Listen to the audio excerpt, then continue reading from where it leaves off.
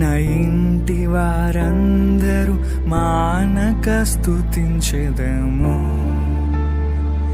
నీ కను పాపవలె నన్ను కాచి నేను చెదరక మోసావ స్తోత్రం. ఎబినేసరే ఎబినేసరే